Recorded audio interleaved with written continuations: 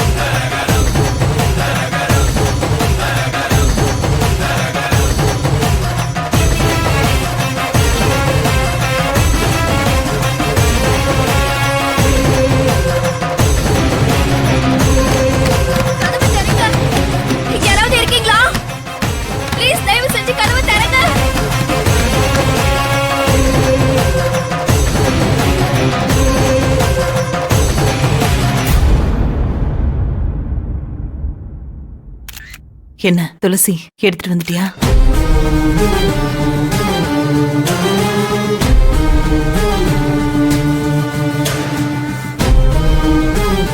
துளசி, தங்க தாலி எங்க? இதை எடுத்துட்டு வந்திருக்க. யாழ்னி தாலிய ஒளிச்சு வச்சு விளையாட்டு காட்டிட்டு இருக்காத்த. மாமா கிட்ட எல்லாத்தையும் சொல்லிடுவா போல இருக்கு. அதான் அம்மன் கழுத்துல இருந்த மஞ்சள் கயிறு தாலியை எடுத்துட்டு வந்திருக்கேன். சரி, இதுவும் தாலி தானே, பாத்துக்கலாம். நீ அமைதியா இரு. என்னம்மா துளசி, என்ன உன் கையில இருக்கிற தாலி கயிறு மாதிரி தெரியுது? அது ஒண்ணும் இல்லப்பா, அங்க ஒருத்தவங்க தான் பொண்ணுக்கு கல்யாணம் ஆகணும்னு தாலி கயிறை தானமா கொடுத்துட்டு இருந்தாங்க. அதுல ஒண்ணு எனக்கும் கொடுத்திருக்காங்கப்பா. அப்படியாம்மா? சரி சரி. அம்மா துளசி, நிச்சயதார்த்தம் நடக்கும் போது தாலி தானமா கிடைக்கிறது ரொம்ப விசேஷமா. அத கொடு, மோதிரத்தோட வச்சு பூஜை பண்ணி தரேன். குடுமா.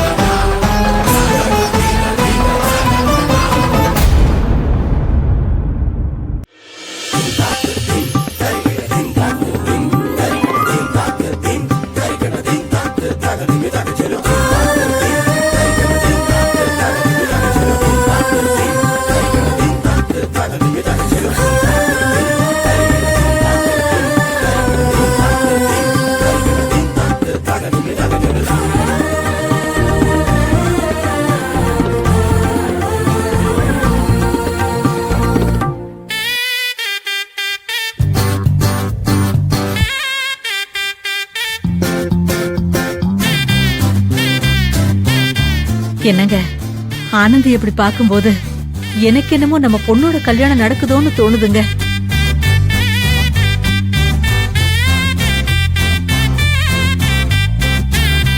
அப்படி ஒரு நல்ல காலம் வந்துடாதான்னு தானே இந்த கோயில்ல வந்து பரிகாரம் எல்லாம் பண்ணிருக்கோம். எல்லாம் நல்லதாவே நடக்கும், நீ ஒண்ணும் கவலைப்படாத.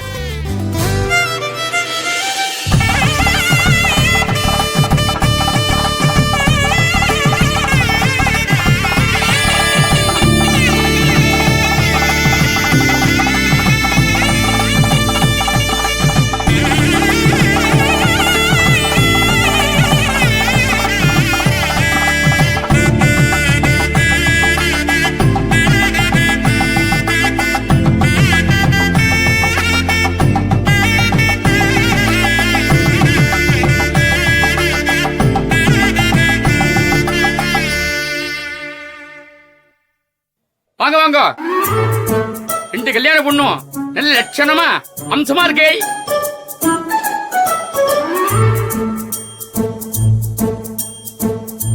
இந்தாருங்க பொண்ணு ஜெயந்தி அக்காதே. சும்மா காலையில இருந்து ஏதாவது சொல்லிட்டே இருக்கீங்க. ஒருத்தர் பேரு மாத்தி எழுதுறாரு, நீங்க இப்படி சொல்றீங்க. என்னதே நினைச்சுக்கிறீங்க? இருமா, என்ன தப்பா சொல்லிட்டேன்? கல்யாண பொண்ணு மாதிரியே நீ லட்சணமா இருக்கேன்னு சொல்றதுக்கு பதிலு பொண்ணையும் கல்யாண பொண்ணுன்னு சொல்லிட்டேன், அவ்வளவுதானே?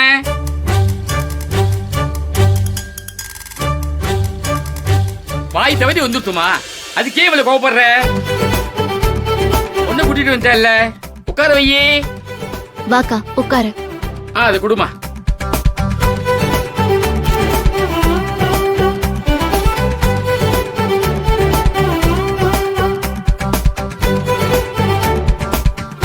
முத்து, என்ன அப்படி பாத்துட்டு இருக்க?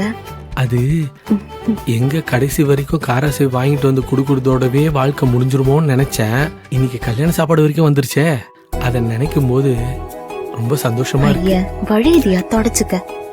பரவாயில்ல, உன்னை இப்படி கல்யாண குளத்துல பார்த்து கூட வழி இல்லைன்னா அப்புறம் 7 வருஷம் காதலிச்சு என்ன பிரயோஜனம்? அன்பு இன்னும் வரல. அங்க இன்னும் நிச்சயதார்த்தம் முடியலன்னு நினைக்கிறேன். மகேசர் எல்லாத்தையும் கவனிச்சுட்டு தான் இருக்காரு. அன்பு வந்துருவான், நீ கவலைப்படாத. பாரு முத்து, நம்ம கல்யாணம் எந்த அளவுக்கு முக்கியமோ அதே அளவுக்கு அன்பு ஆனந்தி கல்யாணமும் முக்கியம். நம்ம 2 பேரை விட அவங்க 2 பேர் சேர்ந்தாதான் எனக்கு சந்தோஷம். புரிஞ்சிருச்சு. அன்பு வந்துருவான், கல்யாணம் நடக்கும். போதுமா? கொஞ்சம் சிரிச்சா மாதிரி இரு. ஆனந்தி, நீ ஏன் நிக்கிற? வா, என் பக்கத்துல வந்து உட்காருமா. நான் எதுக்கு நீ அங்க உட்காரணும்? இல்லம்மா, நீ துணை பொண்ணு, நீ பக்கத்திலேயே இருந்தனா ஜெயந்திக்கு வேர்த்தா துடைக்கலாம்ல. ஒரு உதவிக்காக சொன்னேன். அங்க உட்கார்ந்தா எப்படி துடைக்க முடியும்? நான் இங்கே நிக்கிறேன், அப்பதே துடைக்க முடியும். ஐயோ, அது மட்டும் இல்ல, சாங்கியம் இருக்குல்ல, வந்து உட்காரு. நான் எதுக்கு நீ சாங்கியம் எல்லாம் பண்ணணும்? ஏண்டா அம்பி, கொஞ்சம் சும்மா இருக்கியா? இன்னும் தொண்ணூமா அப்படியே வரல, அதுக்குள்ள என்ன சடங்கு?